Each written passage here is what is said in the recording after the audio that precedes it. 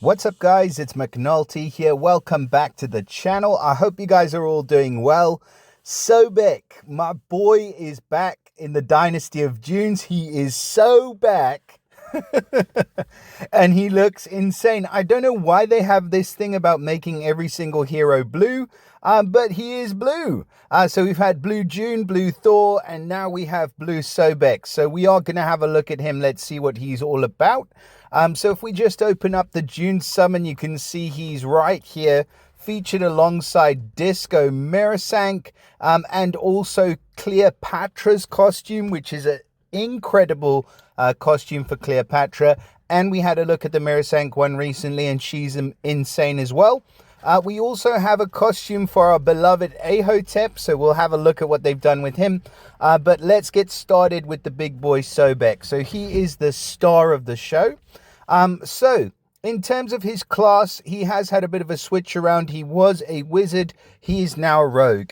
And rogue is awesome because it does give them the chance to dodge special skills, which is pretty awesome. And he is, of course, of the Sun family. So the family bonus is just a 50 or 75% chance to cast negative accuracy and give a little bit of burn damage, 196 burn damage over 2 turns on any enemy who deals special skill damage to this character. So we're going to see a recurring theme in terms of the damage being dealt out. There is a lot of dot damage going on, so it's very important that you pay attention to the passives and to the family bonuses with these heroes as well. Now, in terms of the costume stats, we have seen a boost for this back in the June balance update.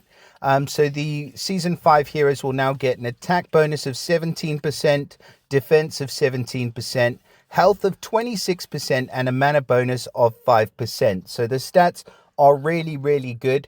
As we'll see if we switch off the max power preview, he is running a team power of 1004, which is not quite as high as some of the brand new heroes in the game, but it is really, really high. So it's very respectable for him as well. Now, in terms of the passive, so we've already got the family bonus that does burn damage. The passive, he gets the 60% chance to deal 70% damage to all enemies. And also, all enemies receive 291 sand damage over 3 turns. Now, that sand damage will increase with limit breaks and emblems. It'll go all the way up to 438 sand damage over 3 turns. So that's pretty brutal. I mean, add that to the fact that he can deal fire damage if you cast a special skill. Then you're talking about some pretty hardcore damage coming out of this guy, just as far as the dot's concerned, even before you get to his special skill. And that special or that passive also adds 70% extra damage onto his special skill. Now, they also, I mean, if that wasn't enough, I'm talking this guy up because I really, really love Sobek. He was my first second limit broken hero, and he's definitely worth it. So he gets the extra chance for passive on special skill.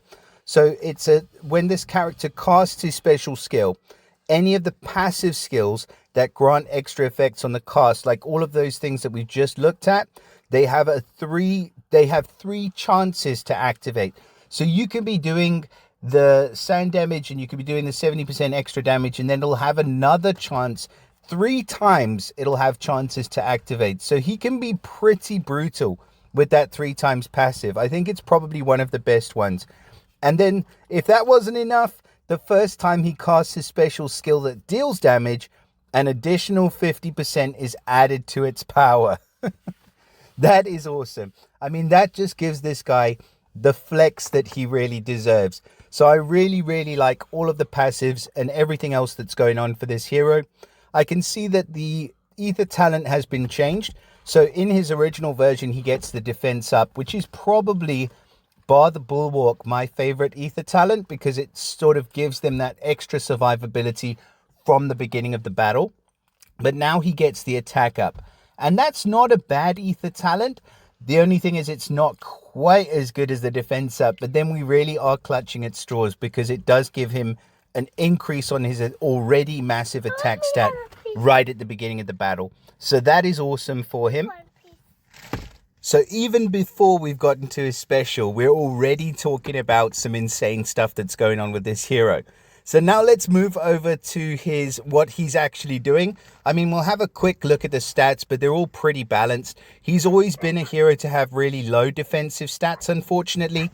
So that kind of sucks for him, that he has to have less than 1,000. In fact, way less than 1,000 on his defense. But you can counter that. Obviously, in the original version, you could counter it with the defense up. In this version, you're going to have to use those second limit breaks and alpha ethers to be able to get that defense stat up to something that at least makes him pretty survivable. Now, his new special is called Teeth of the River. The old one was Jaws of the River, so not a huge change in the title. He used to deal 290% damage to all enemies. That's now been reduced to 280% damage to all enemies. So a bit of a reduction in the damage up front. But remember, he gets the 3 times passive, and that's extra chances to deal extra damage and all the rest of it. So it's kind of not that much of a difference. Then the attack bypasses defensive buffs. Now, this is always what has made him such a great hero, is that his attack bypasses all defensive buffs, including counterattacks. And even though it only says like 290, that is still an incredible amount of damage that he does. And then all enemies receive 636 bleed damage over 4 turns. So that bleed damage adds already to the sand damage that he's doing from his special, and it adds to the burn damage as well that's coming out of that special, where you deal special skill damage to the character from his family bonus. So this guy is probably the only hero where he can do 3 different types of damage over time, which is absolutely insane. And I think that is what's going to set him apart. So I really, really like the costume for Sobek. I love the addition of the extra bleed damage, or the damage over time, instead of that extra damage that's coming out of his special. And it is nice to see a costume which actually has an additional effect. Most of the costumes that we're seeing are just reworks of the old heroes in a new form. But for Sobek, he's actually bringing something new to the table. So huge congratulations to any of you who do manage to pull this guy. I wish you all of the best of luck in your summons if you are going to be going for Sobek. I really don't have any, so I can't, but we'll see. Maybe later, maybe if I do, if I'm tempted enough by this character, but I really like him. So please do let me know in your comments what you guys think of Sobek. Drop us a like and subscribe to the channel if you haven't already. And I'll see you again in the next video. Bye for now, guys.